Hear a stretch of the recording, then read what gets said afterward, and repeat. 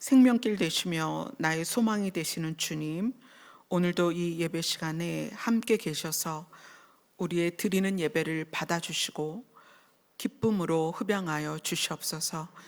우리의 마음이, 우리의 생각이, 우리의 삶이, 우리의 시간이, 우리의 인생의 길이 온전히 주님과 함께하는 길이 되게 하여 주시옵소서. 예수님 이름으로 기도드리옵나이다. 아멘. 오늘 말씀은 여호수아서 10장입니다.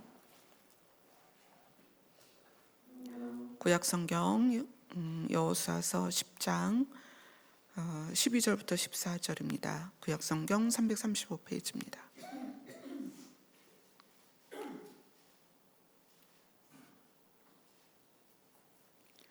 찾으셨으면 12절부터 14절까지 함께 읽겠습니다. 시작.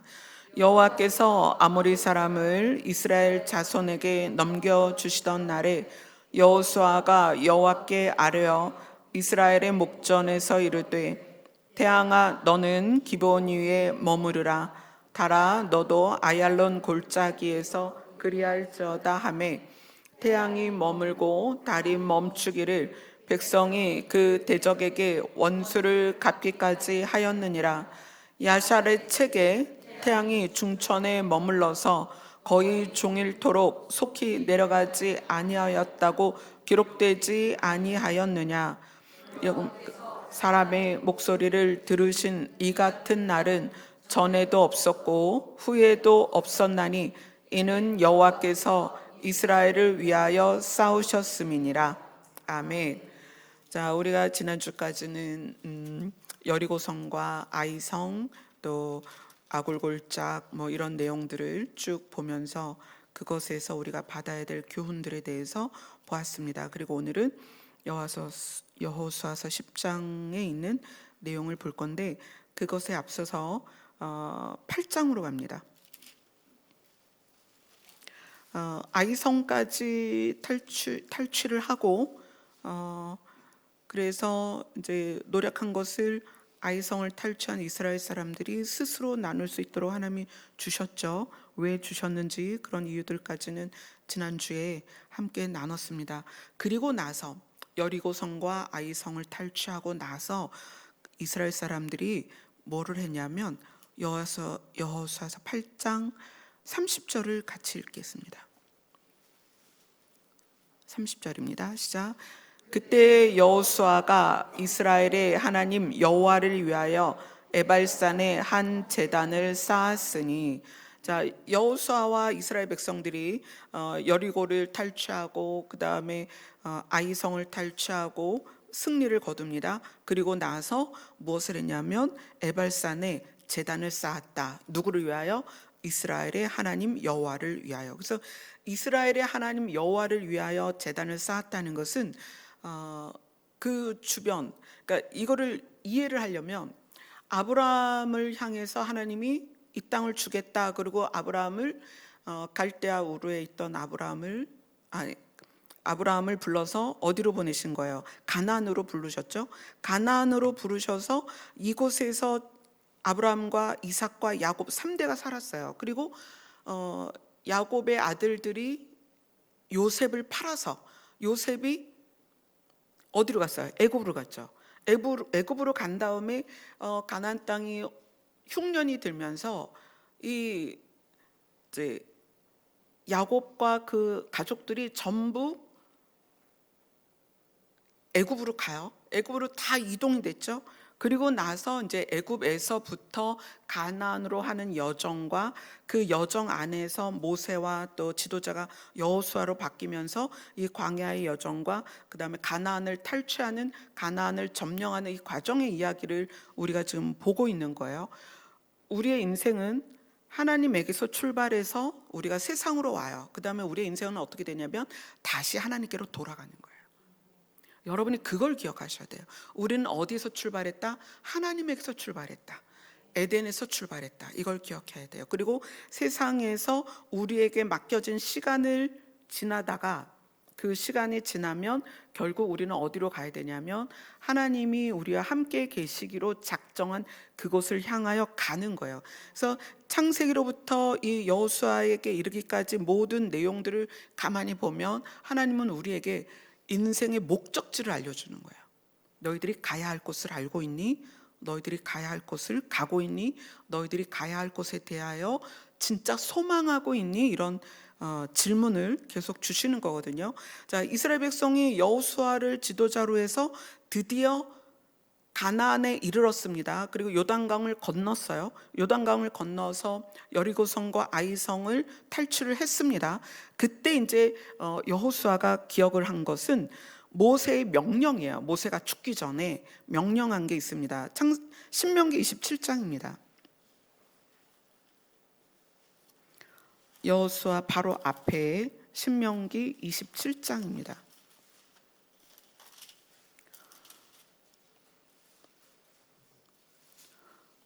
27장은 모세가 명령하는 거예요. 이스라엘 백성들에게 너희가 요단을 건너게 되면 어떻게 해라? 27장 4절을 같이 읽습니다. 시작. 너희가 요단을 건너거든 내가 오늘 너희에게 명령하는 이 돌들을 에발산에 세우고 그 위에 석회를 바를 것이며, 자, 에발산에 돌들을 세워라. 그리고 그 위에 석회를 발라라. 그 다음에 5절 6절을 같이 읽습니다. 시작. 또 거기서 내 하나님 여호와를 위하여 제단 곧 돌단을 쌓되 그것에 쇠 연장을 대지 말지니라. 너는 다듬지 않은 돌로 내 하나님 여호와의 제단을 쌓고 그 위에 내 하나님 여호와께 번제를 드릴 것이며, 번제를 드릴 것이며, 그 다음에 7절 8절 같이 읽습니다. 시작. 또 화목제를 드리고 거기에서 먹으며 내 하나님 여호와 앞에서 즐거워하라.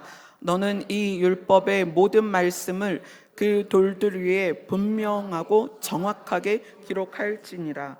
이거는 이제 모세가 이스라엘 백성이 요단을 건너서 가나안에 이르렀을 때 어떻게 해야 될지를 명령을 한 거예요. 그래서 오늘 이 여호수아서 8장의 마지막 내용이 여리고성이 무너지고 아이성을 탈취한 다음에 이스라엘 백성이 모세가 명령한 그것을 그대로 시행하는 장면이 8장을 마무리하고 있습니다. 이거를 알아야 그 다음 9장, 10장을 풀어갈 수 있기 때문에 여호수아서 8장으로 가서 31절을 같이 읽습니다.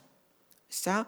이는 여호와의 종 모세가 이스라엘 자손에게 명령한 것과 모세의 율법책에 기록된 대로 쇠 연장으로 다듬지 아니한 새 돌로 만든 제단이라. 무리가 여호와께 번제물과 화목제물을 그 위에 드렸으며.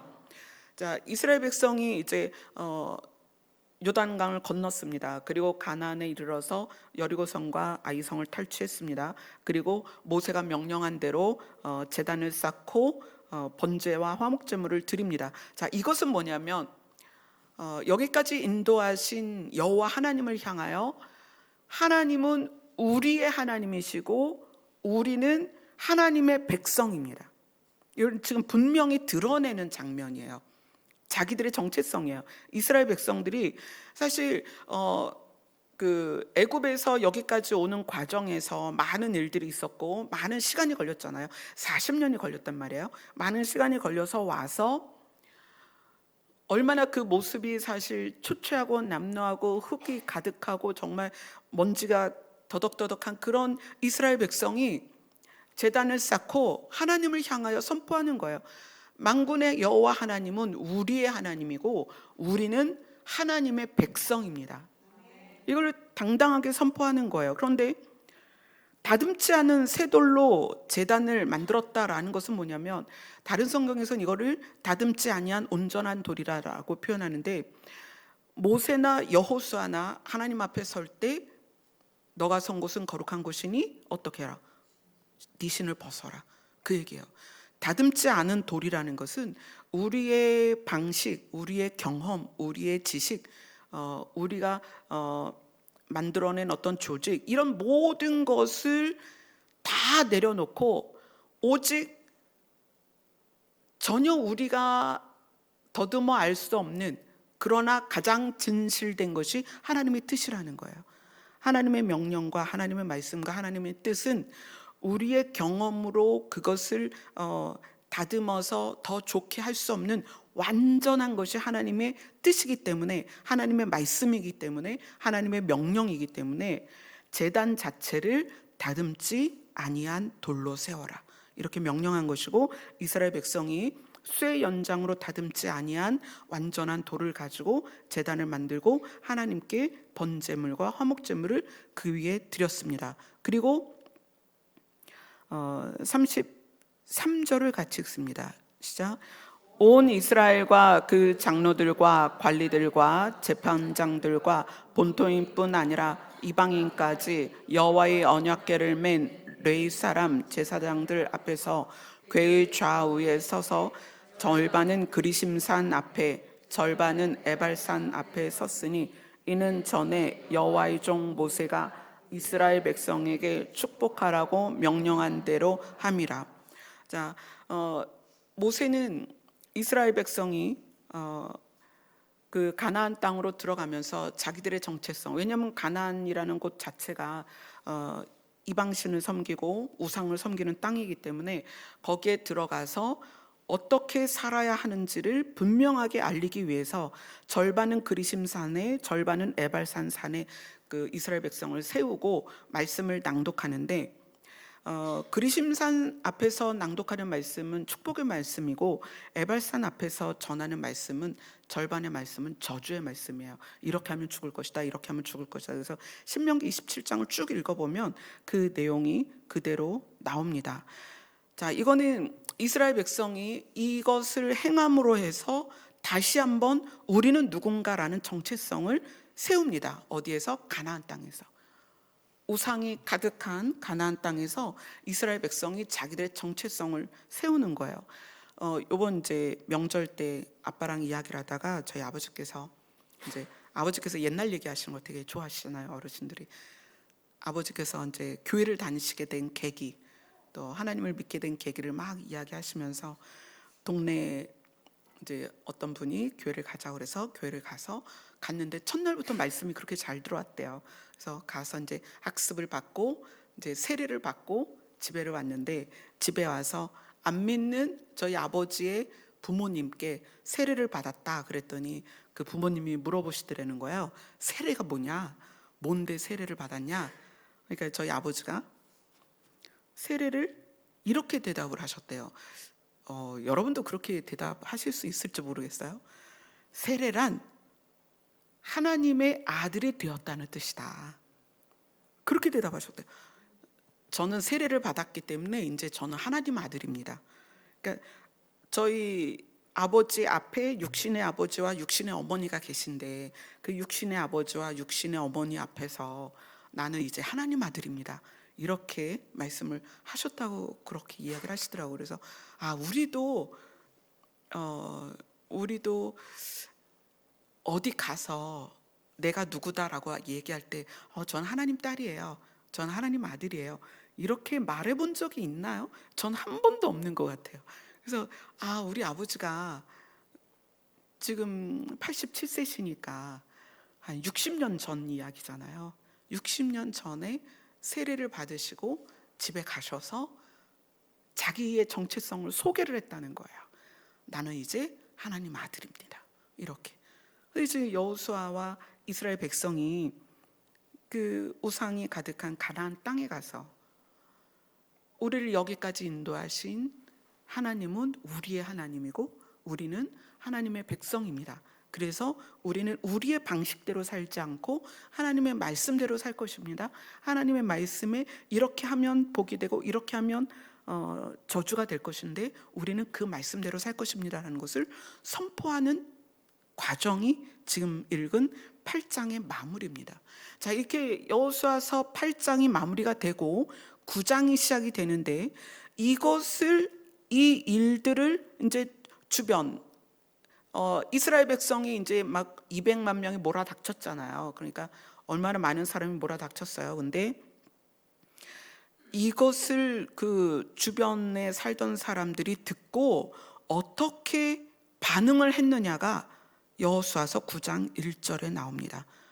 여호수아서 9장 1절 2절을 같이 읽습니다. 시작. 이 일 후에 요단 서쪽 산지와 평지와 레바논 앞 대해 연안에 있는 헷 사람과 아모리 사람과 가나안 사람과 브리스 사람과 히위 사람과 여부스 사람의 모든 왕들이 이 일을 듣고 모여서 일심으로 여호수아와 이스라엘에 맞서서 싸우려 하더라. 자, 이스라엘 사람들이 자기 정체성을 그 지역 모두가 보도록 산 위에서 선포를 하는 거예요. 자, 우리가 믿는 하나님, 그분이 우리의 신이시고 우리는 하나님의 백성이다라는 것을, 그래서 우리는 우리의 경험이 아니라 우리의 지식이 아니라 하나님의 말씀대로 살 거다라는 것이 얼마나 대대적으로 선포가 된 거예요.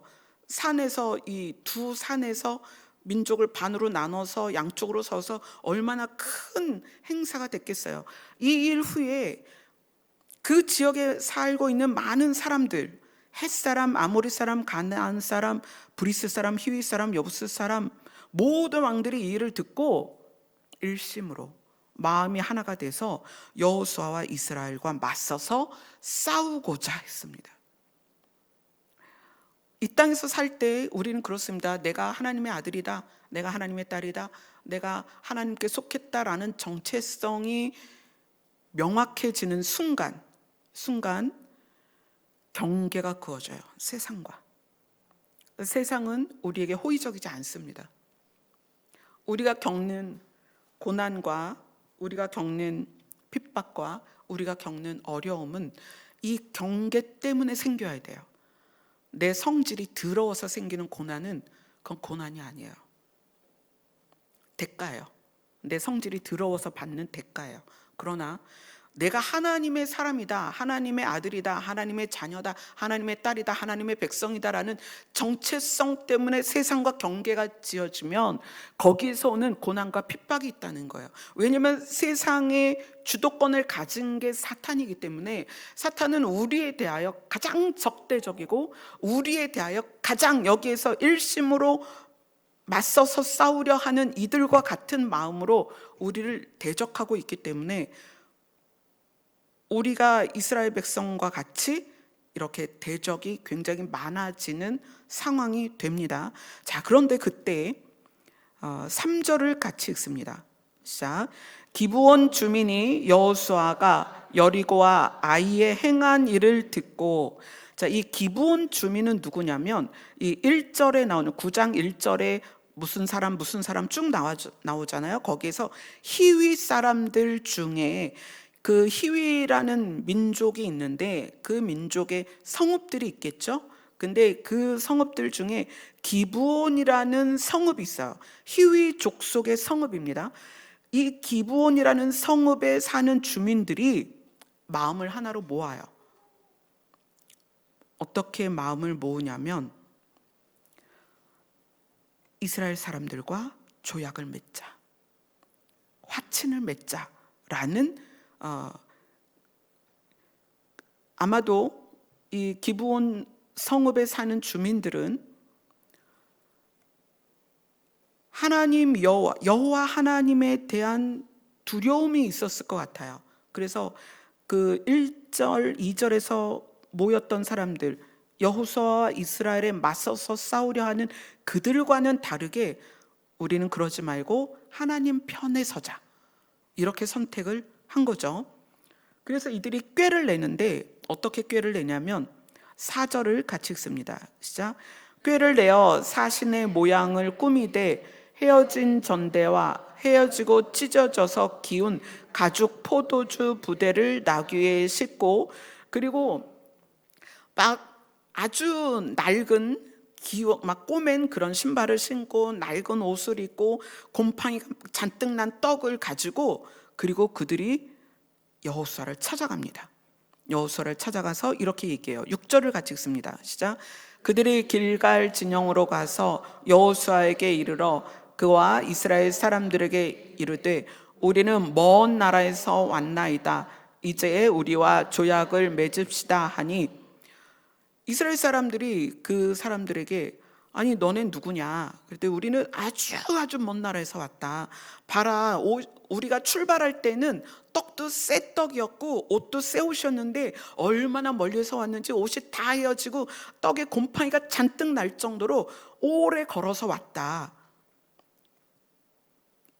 그 여호수아가 다시 물어요. 너희는 누구며 어디서 왔냐? 그러니까 그들이 이렇게 대답합니다. 9절을 같이 읽습니다. 시작. 그들이 여호수아에게 대답하되 종들은 당신의 하나님의 여호와의 이름으로 말미암아 심히 먼 나라에서 왔사오니 이는 우리가 그의 소문과 그가 애굽에서 행하신 모든 일을 들으며, 그러니까 이들이 뭐라고 얘기하냐면 당신의 하나님 여호와의 이름으로 말미암아 왔다 이래요. 하나님 때문에 왔다. 굉장히 먼 나라에서 왔는데 우리는 모든 소문을 다 들었다. 그래서 우리가 그래서 11절에 보면 이렇게 얘기해요. 우리는 당신들의 종이니 이제 우리와 조약을 맺읍시다. 이렇게 얘기를 하는 거예요. 그리고 떡을 딱 꺼내서 보여줘요. 이 떡을 봐라. 우리가 원래 당신들에게 주려고 정말 따뜻한 뜨거운 것을 가지고 출발했는데 이게 다 식어서 말라서 곰팡이가 났다. 포도주를 담은 가죽도 새 거였는데 이게 다 찢어졌다. 얼마나 우리가 멀리서 왔는지 여행이 매우 길었다. 이렇게 얘기해요. 그렇게 하고 나서 여호수아와 그 이스라엘 백성이 그들의 이야기를 듣고, 자 14절을 보세요. 같이 읽습니다. 시작. 무리가 그들의 양식을 취하고는 어떻게 할지를 여호와께 묻지 아니하고, 자 하나님께 묻지 아니하고, 자 이 부분이 하나님께 어떻게 해야 될지 하나님께 묻지 않았다라는 걸 기억하세요. 이 멀리에서 정말 그지같이 나타난 이 사람들이 조약을 맺자, 화친을 맺자 하는데 우리는 당신의 하나님 여호와 때문에 왔다. 이렇게 하면서 당신들과 조약을 맺고 싶다. 우리는 당신의 종이다라고 했을 때 어떻게 해야 될지 여호와께 묻지 않았습니다. 그리고 15절을 읽습니다. 시작. 여호수아가 곧 그들과 화친하여 그들을 살리리라는 조약을 맺고 회중 족장들이 그에게 맹세하였더라. 네, 그리고 보내요. 그래, 너희 나라로 가라.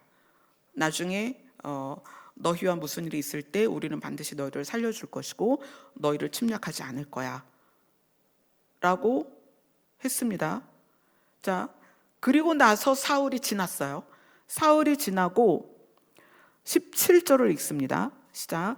이스라엘 자손이 행군하여 셋째 날에 그들의 여러 성읍들에 이르렀으니 그들의 성읍들은 기브온과 그비라와 부에롯과 기랏 여야림이라. 아니 행군에서 셋째 날 이르렀더니 어디가 나타났어요? 기브온이 나타났어요. 지금 기브온 사람들하고 조약을 맺었잖아요. 화친을 맺었어요. 어떻게 하겠다? 살리리라. 내가 너희들과 화친을 맺었으니 너희들을 공격하지 않을 거야 라고 화친을 맺었는데 3일길을 걸어가 보니 기브온이 거기 딱 있는 거예요. 기브온 성이. 그러니까 이제 이스라엘 백성들이 난리가 난 거예요. 아니 우리는 저들을 쳐서 점령을 해야 되는데 어떡하냐. 족장들이 여호수아와 함께 족장들이 저들과 화친을 맺었으니 어떡하냐. 우리는 저들을 건드리지 못하지 않느냐. 자, 이스라엘 백성들이 화가 났습니다. 19절을 같이 읽습니다. 시작. 모든 족장이 온 회중에게 이르되 우리가 이스라엘의 하나님 여호와로 그들에게 맹세하였은즉 이제 그들을 건드리지 못하리라. 네, 그래서 기브온은 살아남습니다. 이스라엘은 계속 다른 성들을 치고 지나가지만 기브온은 살아남습니다. 그래서 이제 이스라엘 백성들이 어떻게 해요? 하나님과 맹세를 했기 때문에 맹세를 그들을 살리리라 하고 맹세를 했기 때문에 이제 그들을 받아줘야 되는 거예요. 그래서 21절을 같이 읽습니다. 시작. 무리에게 이르되 그들을 살리라 하니 족장들이 그들에게 이른 대로 그들이 온 회중들을 위하여 나무를 패며 물을 깃는 자가 되었더라. 왜냐하면 기브온 사람들이 처음에 말했거든요. 11절에 우리는 당신들의 종이다 라고 했기 때문에. 그래서 여호수아가 22절을 같이 읽습니다. 시작. 여호수아가 그들을 불러다가 말하여 이르되 너희가 우리 가운데 거주하면서 어찌하여 심히 먼 곳에서 왔다고 하여 우리를 속였느냐. 너희가 속여서 우리가 화친을 했다. 그래서 23절을 읽습니다. 시작. 그러므로 너희가 저주를 받나니 너희가 대를 이어 종이 되어 다 내 하나님의 집을 위하여 나무를 패며 물을 깃는 자가 되리라 하니. 그래서 이 기브온 족속은 성전에서 또는 이스라엘 백성을 위해서 종이 되어서 나무를 패며 물을 깃는 자가 됩니다. 그리고 여호수아는 이스라엘 사람들에게 그들을 이스라엘 사람들 손에서 건져서 죽이지 못하게 합니다. 27절, 여호수아서 9장 27절 보겠습니다. 시작. 그날에 여호수아가 그들을 여호와께서 택하신 곳에서 회중을 위하여 여호와의 제단을 위하여 나무를 패며 물을 깃는 들로 삼았더니 오늘까지 이르르니라. 그러니까 이 기브온 사람들은 가나안 족속으로서 그 이방인이었단 말이에요. 근데 그 이방인 중에 특별히 기브온 성 사람들은 하나님의 제단 안에서 나무를 패며 물을 깃는 자가 되었습니다. 근데 나무를 패며 물을 깃는 자로 삼은 이유가 있어요. 그 이유가 뭐냐면 신명기로 갑니다. 여호수아 앞이죠. 신명기 29장.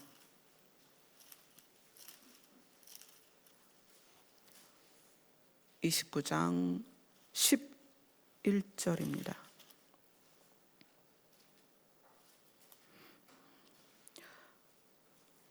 10절, 11절부터 일단 10절, 11절 같이 읽습니다. 시작. 오늘 너희 곧 너희의 수령과 너희의 지파와 너희의 장로들과 너희의 지도자와 이스라엘 모든 남자와 너희의 유아들과 너희의 아내와 및 내 진중에 있는 객과 너를 위하여 나무를 패는 자들로부터 물 깃는 자들까지 다 너희의 하나님 여호와 앞에 서 있는 것은. 자, 여기서 쭉 나오는 건 이해를 하는데 나무를 패는 자들과 물 깃는 자까지 나오죠. 이건 종이란 얘기예요. 이스라엘 백성들의 종이에요. 그래서 어떤 이유든 종이 된 사람들이 있는데 그들까지 하나님 여호와 앞에 서 있는 것은 12절에 보면 언약에 참여하고 하나님의 맹세에 참여하여서, 13절 자기 백성을 삼으시고 친히 너의 하나님이 되시려 합니다. 그러니까 여호수아는 화친을 맺은 누구예요? 기브온 사람들을 하나님의 언약 안에 둔 거예요. 하나님의 맹세 안에 둔 거예요. 그리고 하나님의 백성이 되게 한 거예요. 그러니까 하나님의 보호 안에 넣기 위해서 나무를 패는 자, 물 깃는 자라는 표현을 굳이 썼다는 거예요. 왜냐하면 그들이 화친을 원했고 우리는 너희가 믿는 하나님으로 말미암아 여기까지 왔다라고 했기 때문에 이 여호수아 입장에서는 누구든지 주의 이름을 부르면 구원을 얻으리라 한 하나님의 약속이 있잖아요. 그러니까 이 여호수아 입장에서는 이것을 하나님께 물어야 될 상황이 아닌 거예요. 이들이 하나님 편에 서기로 했으니, 물론 먼 나라에서 왔다고 하니 먼 나라에서 온 줄로 알았지만 어쨌거나 어디에서 왔든 하나님 편에 서기로 했으니 하나님의 언약과 하나님의 맹세에 참여해서 하나님의 백성이 되고 또 그들의 하나님이 되시게 하기 위하여 그들에게 굳이 나무 베는 자, 물 깃는 자, 나무를 패는 자, 물 깃는 자라는 표현을 써줬다는 얘기예요. 그래서 기브온이라는 성읍의 사람들은, 기브온 성읍 사람들은 오늘날까지 성전에서 나무를 패며 물을 깃는 자가 되었다라는 거예요. 그래서 놀라운 거예요. 사실 하나님께서는 이 가나안에 들어가는 이스라엘 백성에게 가나안 족속을 다 멸해라 그랬지만, 이스라엘 백성이 하나님의 백성이다라는 선포 아래, 그 놀라운 광경 아래 이 가나안 사람들은 똘똘 뭉쳐서 여호수아와 이스라엘과 맞서서 싸우려 했단 말이에요. 그런데 그 중에 히위 족속 중에 기브온 성읍 사람만, 그들만큼은 그게 아니라, 아니다, 우리는 하나님 편에 서자, 이렇게 된 거예요. 그리고 하나님 편에 서기 위해 꾀를 내어서 꼬질꼬질한 모습으로, 우리가 먼 나라에서 왔는데 당신들의 여호와 하나님으로 말미암아 왔다라고 하니, 이 여호수아와 이스라엘 백성들은 그래, 그럼 우리가 화친을 맺자, 무슨 일이 있어도 우리는 너희를 지켜줄 것이고 너희를 공격하지 않을 거야 라고 했어요. 그런데 3일 후에 알고 보니 그 동네 사람인 거야. 그게 어떻게 해요? 일단 약속은 했잖아요. 그래서 어떻게 했어요? 그들을 나무를 패며 물깃는 자로 임명을 합니다. 그런데 나무를 패며 물깃는 자로 만든 이유가 뭐냐? 신명기에 나와 있는 하나님의 언약과 하나님의 맹세 안에 속하게 해줬다는 거예요. 그 의미가 있다는 거예요. 그래서 누구든지 주의 이름을 부르는 자는 구원을 얻을 것이라는 하나님의 약속이 이때에 분명하게 이루어집니다. 그래서 이스라엘 백성이 이제 이 기브온 주민들을 포함해서 이제 안고 가는 거죠. 그런데 이제 10장으로 넘어와서, 우리 본문이 10장이잖아요. 자, 10장으로 넘어와서 어떤 일이 생겼냐면 10장 3절 4절 같이 읽습니다. 시작. 예루살렘 왕 아도니 세덱이 헤브론 왕 호람과 야르못 왕 비람과 라기스 왕 야비아와 에글론 왕 드빌에게 보내어 이르되, 내게로 올라와 나를 도우라. 우리가 기브온을 치자. 이는 기브온이 여호수아와 이스라엘 자손과 더불어 화친하였음이니라. 자, 9장의 시작은 하나님과 하나님의 백성이 하나 되는 어떤 선포 같은 에발산과 그리심산의 행사를 보고 한 무리는 맞서 싸우고자 하고, 그리고 한 무리는 하나님 편에 서자고 했어요. 근데 10장의 모습은 뭐냐면, 하나님 편에 서자고 한 기브온을 나머지가 전부 치러 올라가자는 거예요. 우리가 하나님 편에 서면 반드시 사탄은 우리를 공격합니다. 이거는 뭐 그럴 수도 있고 그렇지 않을 수도 있는 게 아니에요. 늘 그렇습니다. 내게로 올라와 나를 도우라. 우리가 기브온을 치자. 이는 왜냐하면 기브온이 여호수아와 이스라엘 자손과 더불어 화친하였습니다. 기브온이 하나님 편이 되었기 때문이다 라고 이야기를 해요. 그래서 이제 10장의 이야기가 나옵니다. 그래서 5절에 보면 아모리 족속의 5 왕과 예루살렘 왕과 헤브론 왕과 야르뭇 왕과 라기스 왕과 에글론 왕이 함께 모여 자기들의 모든 군대를 거느리고 기브온에 대진하고 싸우니라. 기브온 성읍 하나에 온 왕들이 모여서 전쟁을 일으킵니다. 그러니까 이제 기브온 사람들이 여호수아에게 사람을 보내서 우리를 도와줘라 라고 이야기를 합니다. 그래서 7절을 같이 읽습니다. 시작. 여호수아가 모든 군사와 용사와 더불어 길갈에서 올라가니라. 자, 그러면 하나님께서는 이때 기브온을 편을 들어 주실 건가 하는 거예요. 자, 기브온을 받아들여서 하나님의 언약 안에 포함되게 할 때 하나님께 물었어요, 안 물었어요?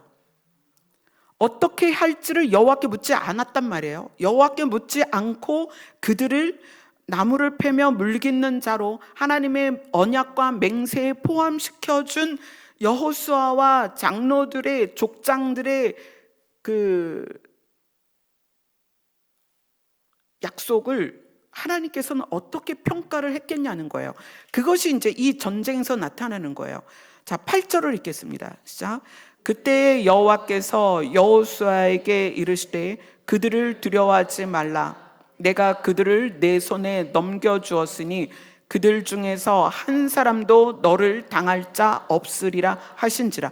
자, 그러면 여기서 여호와는 하나님은 누구의 편으로서 드러나는 거예요? 하나님은 여호수아 편이 아닙니다. 자, 누구의 편이에요? 기브온의 편이라는 거예요. 하나님이 수적으로도 말도 안 되는 열세 속에 있는 그 기브온에 대하여 하나님이 여호수아를 앞세워서 기브온을 도와준다는 것은 하나님이 기브온 편에 섰다는 거예요. 놀라운 거죠. 그래서 하나님이 기브온을 도우시는데 어떻게까지 도우시냐면 10장 11절을 읽겠습니다. 시작. 그들이 이스라엘 앞에서 도망하여 베토론의 비탈에서 내려갈 때에 여호와께서 하늘에서 큰 우박덩이를 아세가에 이르기까지 내리심에 그들이 죽었으니 이스라엘 자손의 칼에 죽은 자보다 우박의 손에 더 많았더라. 하나님이 하늘을 움직여서 하늘에서 큰 우박덩어리를 떨어뜨렸는데 기브온을 지키기 위해서 그 대적들을 우박으로 죽였다는 거예요.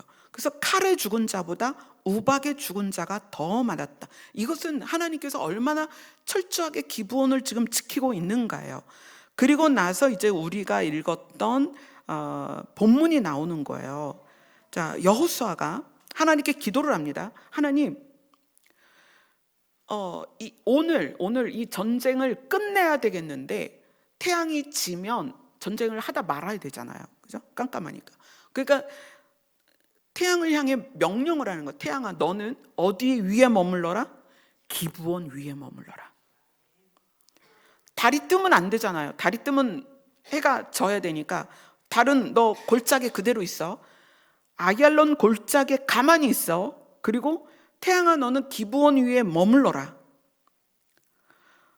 이것이 태양이 머물고 달이 멈추어서 언제까지? 13절에 보면 백성이 그 대적에게 원수를 갚기까지, 승리할 때까지 태양이 기브온 위에 머물렀다는 거예요. 이 초자연적인 하나님의 역사가 누구 편이었다? 기브온 편이었다. 그래서 이것이 얼마나 놀라운 일이었는지 야샬이라는 사람의 책에, 이 야샬이라는 사람의 책을 거론하면, 이거는 이때 당시에 굉장히 유명한 책이겠지만 이 책이 성경으로선 포함되지 않았어요. 그러나 이 야샬이라는 사람의 책에도 이것이 기록될 정도로 놀라운 일이었다는 거예요. 하나님께서 초자연적인 역사로 우박을 내리시더니 태양이 기브온 위에 머물러서 꼼짝도 안 한 거예요. 전쟁이 끝날 때까지. 그래서 14절에 보면 여호와께서 이스라엘을 위하여 싸우셨습니다. 근데 그 이스라엘 안에 누가 포함되어 있는 거예요? 기브온이 포함되어 있는 거예요. 자, 그래서 기브온이 나중에, 자, 기억하세요. 이 기브온은 원래 이스라엘이 아니었습니다.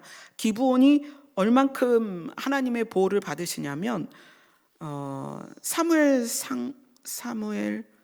하로 갑니다.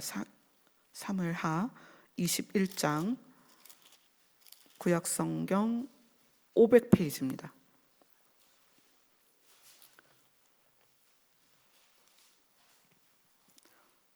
사무엘 하 21장 구약성경 500페이지 21장 1절 21장 1절을 같이 읽겠습니다. 시작. 다윗의 시대에 해를 거듭하여 3년 기근이 있으므로 다윗이 여호와 앞에 간구하매 여호와께서 이르시되 이는 사울과 피를 흘린 그의 집으로 말미암음이니 그가 기브온 사람을 죽였음이니라. 자, 다윗의 때가 됐는데 다윗의 시대에 3년 동안 기근이 있었어요. 그러니 백성이 먹고 살 게 있었겠어요? 먹을 게 없는 거예요. 그래서 이제 나라를 대표로 하는 다윗이 하나님께 기도를 합니다. 도대체 이 3년의 기근의 이유가 뭐예요, 하나님? 우리가 무엇을 회개할까요? 무엇을 잘못했나요? 했더니 하나님께서 말씀하시는 거예요. 사울과 그 집안이 피를 흘렸다. 누구를 죽였다? 기브온 사람을 죽였다. 그 내용을 보니까 기브온 사람이 이스라엘 족속이 아니므로 2절이 그렇게 시작해요. 기브온 사람은 이스라엘 족속이 아니요, 이렇게 돼 있죠.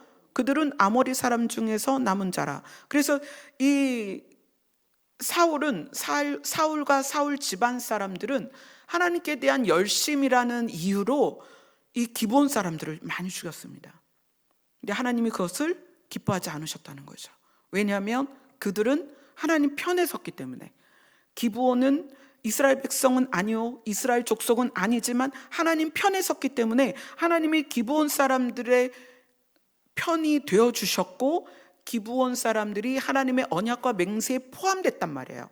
그런데 사울은 그런 하나님의 마음을 헤아리는 것이 아니라, 역사를 보면 알 텐데 그 마음을 헤아리는 것이 아니라 너 우리 이스라엘 족속 아니잖아, 그리고 죽여버렸다는 거예요. 근데 그것 때문에 하나님께서 다윗의 시대에 3년의 기근이 있었고 하나님이 알려주시는 거예요. 그래서 다윗이 기브온 사람들을 부릅니다. 내가 어떻게 하면 속죄를 할 수 있겠니? 속죄라는 단어를 써요. 내가 어떻게 속죄를 할까? 이렇게 물어요. 그러니까 그들이 다윗에게 말합니다. 우리를 학살했고 우리를 멸해서, 자, 그게 5절에 나옵니다. 5절 6절 같이 읽습니다. 시작. 그들이 왕께 아뢰되 우리를 학살하였고 또 우리를 멸하여 이스라엘 영토 내에 머물지 못하게 하려고 모해한 사람의 자손 7사람을 우리에게 내주소서. 여호와께서 택하신 사울의 고을 기브아에서 우리가 그들을 여호와 앞에서 목매어 달겠나이다 하니 왕이 이르되 내가 내주리라 하니라. 그러니까 다윗의 장인이었던 사울이 왕이었잖아요. 그러면 기브온이 왕 사울이 품고 가야 할 고을이란 말이에요. 기브아까지 포함을 했어야 되는데, 기브온은 기브아의 골짜기라는 표현이에요. 그래서 여기서 이제 기브온, 기브아 이렇게 좀 표현이 다르죠. 그래서 이 사울의 가족에 속한 사람 7명을 내어주면 우리가 그들을 기브아에서 목매달아서 하나님 앞에 보여드리고, 그리고 우리의 원한을 씻겠다. 그러면 이제 그 저주가 끝나겠죠. 그래서 실제로 그렇게 해요. 그래서 다윗이 사울의 자손들 중에 7명을 내어줍니다. 그래서 그 7명을 이제 목매달아서 이제 그런 절차가 지나가고 기근이 그쳐요. 자, 하나님께서 기브온 사람들에 대한 얼마나 깊이 그들을 사랑하셨는지가 여기서 나오는 거죠. 이런 사건이 여기서 또 끝나는 게 아니고요. 굉장히 중요한 상황에 기브온이 나옵니다. 열왕기상, 이 사무엘하 다음이 열왕기상이에요. 열왕기상 3장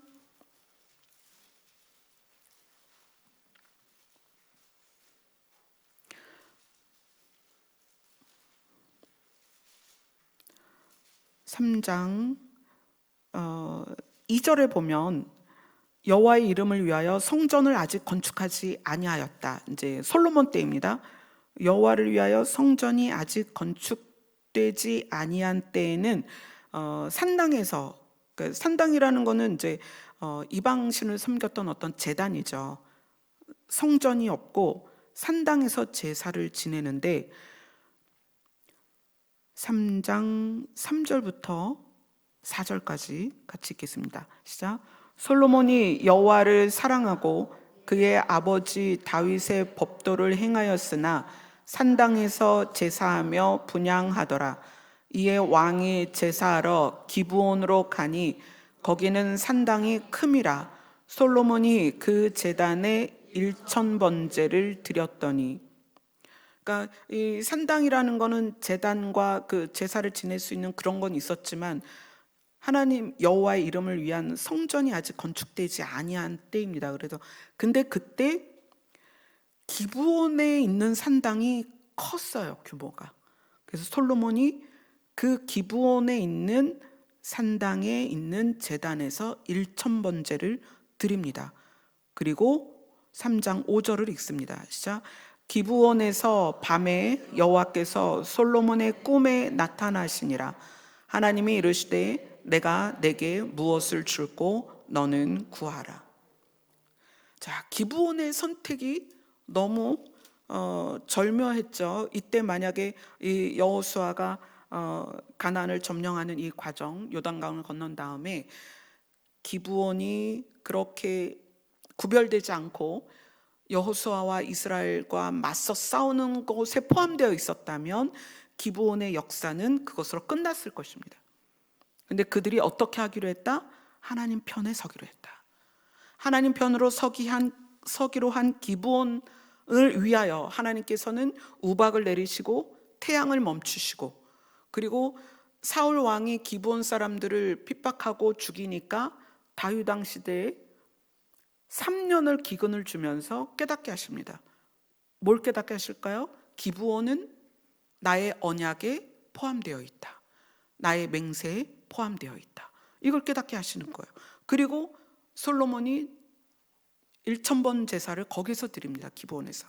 그리고 하나님을 거기서 만나서 하나님께서 그에게 무엇을 줄까 물어보는 장면이 기브온에 있습니다. 자, 이건 우리 입장에서는 그러면 우리는 어떻게 할까? 자, 첫 번째는 우리 자신이 하나님 편에 서는 것입니다. 사실 우리가 다 이방인이잖아요. 이스라엘은 아니죠. 우리 자신이 하나님 편에 서는 거예요. 자, 그래서 하나님 편이라고 생각하니까 지금 금요일 밤 9시 57분에 여러분이 여기 있겠죠. 자, 그런데 우리 안에 우리의 생각의 내용이 기브온과 하나님의 말씀과 맞서 싸우는 세력이 나뉜다는 거예요. 우리의 생각 속에서. 여러분, 이거 굉장히 중요한 거예요. 우리가 하나님 편으로 섰어도 우리의 생각은 우리가 다듬은 돌이기도 하고 우리의 생각은 우리가 신고 있는 신발이기도 합니다. 그래서 우리의 생각 안에는 내가 원하는 것과 내가 싫어하는 것, 내가 추구하는 것, 이런 모든 것들이 이 생각 안에 있어서 이 생각이 전부 내가 하나님 편이라고 해서 생각이 전부 하나님 편이나 그렇지 않다는 거예요. 생각까지 하나님께 기브온처럼 하나님 편이 되셔야 합니다. 그래서 여러분은 자기 생각을 낱낱이 꺼내서 구분하셔야 돼요. 채를 치듯이 치셔야 됩니다. 채에서 걸러지는 건 버리셔야 돼요. 채는 뭐겠어요? 하나님의 말씀이고요, 하나님의 마음이고요, 하나님의 뜻입니다. 여러분, 이 채를 쳐서 여러분의 생각을 구분해서 여러분의 생각까지도 기브온처럼 하나님 편에 서야 돼요. 하나님께서는 하나님 편에 선 우리가 우리의 생각과 마음까지도 하나님 편이 될 때 하나님께서는 초자연적인 역사로서 하나님의 언약과 하나님의 맹세 안에 우리를 품으실 것입니다. 밖에서 어떤 문제가 있어도 어떤 상황이 와도 하나님은 우리를 제거하지 않으십니다. 내가 너를 버리지 아니할 것이다. 내가 너를 떠나지 아니할 것이다. 이 언약 가운데 우리가 있는 존재로서 살기 위해서 이제 이미 우리는 하나님의 자녀가 됐고 하나님의 백성이 됐어요. 근데 하나님의 자녀가 됐고 하나님의 백성이 되었다고 해도 우리는 역사 안에서 하나님과 맞지 않는 하나님의 뜻과 말씀과 위배된 생각을 가진 이스라엘 백성을 너무 많이 봤다는 거예요. 아골골짝의 주인공이 누구예요? 아간이었잖아요. 그죠? 이스라엘 백성이었음에도 하나님의 언약과 맹세 안에 들어가지 못했던 것이 아간이에요. 그래서 그를 묻은 돌무더기 그 골짜기를 아골골짜기다 그랬어요. 그러니까 우리는 이스라엘 백성이냐 아니냐가 중요한 게 아니고 우리는 하나님의 편인가 아닌가. 그 다음에 우리의 생각이, 우리가 가지고 있는 생각의 구조가, 우리가 가지고 있는 가치관이, 우리의 생각의 내용이, 우리의 말의 내용이, 우리의 말의 방식이 정말 이 기브원처럼 하나님 편에 있는가를 살펴야 된다는 거예요. 우리의 삶이 우리의 정체성에서 나오지 않는 부분들이 너무 많아요. 정말 하루하루 우리가 하나님께 가까이 가는 데 있어서, 이건 이제 공간적인 거죠. 하나님과 함께 사는 날을 향해서 그 공간으로 가고 있기도 하고, 시간적으로도 가까워져 가고 있죠. 시간적으로, 공간적으로 실제적인 하나님과 함께 있는 그 상태로 우리는 가고 있고, 그리고 그러기 위해서 우리가 예수 그리스도를 우리 안에 모셔드렸습니다. 예수 그리스도를 우리 안에 모셔드렸다라는 개념이 내 생각이 온전히 예수 그리스도에게 순종되었느냐, 그건 아니라는 거예요. 우리가 예수 그리스도를 모셔드렸는데 생각 중에 순종되지 않는 생각들이 너무 많아요. 주님께 가까이 가는 과정에서 우리는 뭘 하며 살까?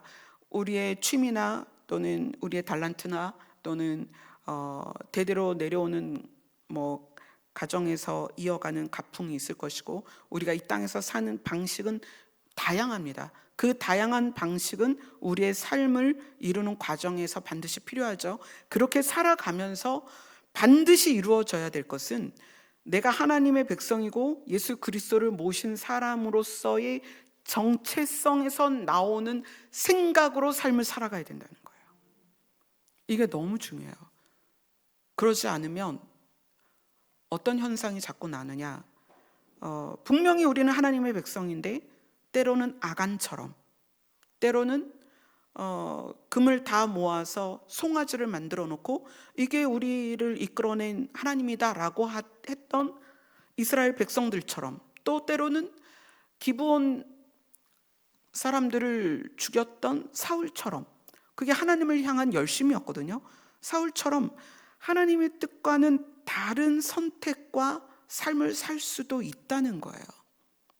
그럼 그러한 때에 우리가 또 대가를 치르거든요.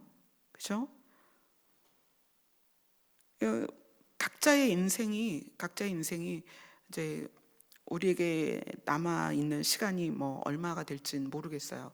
사람마다 이제 각각 다르겠죠. 그 삶의 기간 동안에 여러분들이 중점적으로 내 안에 모셔드리는 예수 그리스도와 내가 하나님의 자녀다라는 정체성으로 나를 순종시키고 굴복시키고 생각이 그 정체성과 맞추어져 가고 있는가, 그걸 좀 보셨으면 좋겠어요. 우리 그렇게 갑시다. 세상은 우리 없이도 잘 돌아가요. 그러나 내가 하나님의 백성으로 살아가는 건 내가 해야 돼요. 그건 정말 우리가 누구냐라는 질문 앞에서 내가 누구냐, 나는 그렇게 살고 있는가라는 것이 우리의 질문이고, 삶을 살아가는 데 있어서 내가 추구해야 되는 어떤 방식을 이끌어가는 그런 질문이 되었으면 좋겠습니다. 그래서 저는 개인적으로 이 기브온의 역사를 쭉 보면서 하나님께서 자기 품에 들어온 자기 백성에 대한 책임을 얼마나 강력하게 가지고 계시는지 우리가 그 안에 들어와 있거든요. 자, 우리가 그렇게 하나님의 언약과 하나님의 맹세 안에 들어왔다면, 자, 우리도 기브온처럼 하나님의 편에 서자는 거예요. 그러니까 이미 하나님의 편이 됐습니다. 예수 그리스도를 모셔드렸으니까. 그런데 이미 몸은 하나님의 편에 섰는데 진짜 우리의 마음과 생각도 그렇게 하나님의 편에 서고 있는가? 혹시 우리가 사울처럼 아간처럼 그렇게 되고는 있지 않을까라는 거예요. 그래서 이제 곧 우리가 예수님을 만날 때가 다가오는데,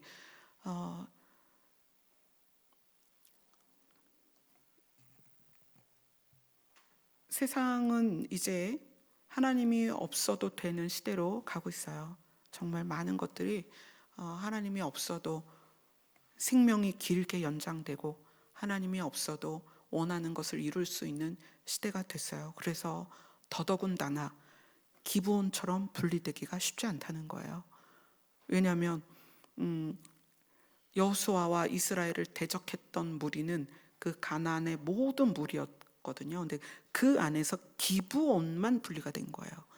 그런 것처럼 우리가 이 세상에서 온전히 하나님 편에 서기가 쉽지 않다는 거예요. 그래서 예수님이 그러시죠. 마지막 때에 믿음을 보겠느냐라는 것이, 우리는 여러분 진짜 정신 차리셔야 돼요. 내가 누구냐라는 정체성이 없으면 구원이 하나님과 함께 있고 하나님의 나라에 가는 것이라는 정체성을 가지고 살지 않으면 우리는 하나님이 없어도 되는 세상에 자연스럽게 물들 수 있다. 그래서 우리 자신이 하나님을 추구하지 않아도 살만한 세상이다.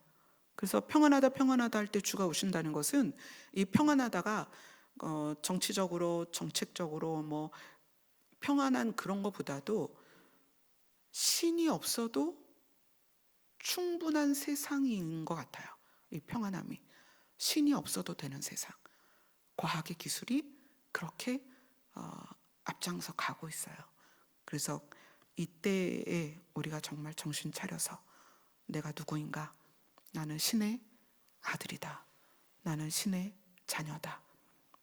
기브온처럼 하나님 편에 서는 여러분 되시기를 바랍니다. 아멘. 찬송하겠습니다.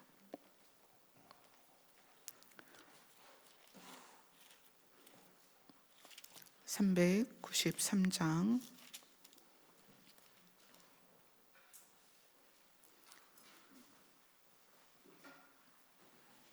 393장 3절 한 절만 찬양하겠습니다.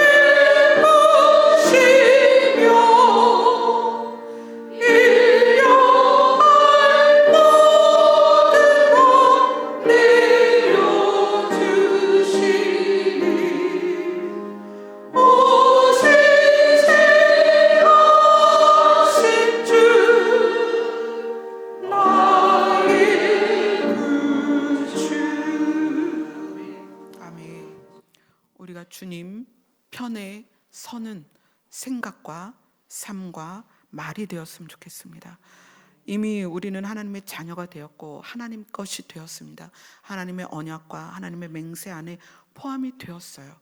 그러나 그럼에도 불구하고 우리의 생각과 우리의 마음은, 우리의 말은, 우리의 행동은 하나님 편이 아닌 것 같을 때가 너무 많아요. 그래서 우리가 우리의 걸음걸음 그것을 살피며 갈 수 있었으면 좋겠습니다. 아멘. 다 같이 기도하겠습니다.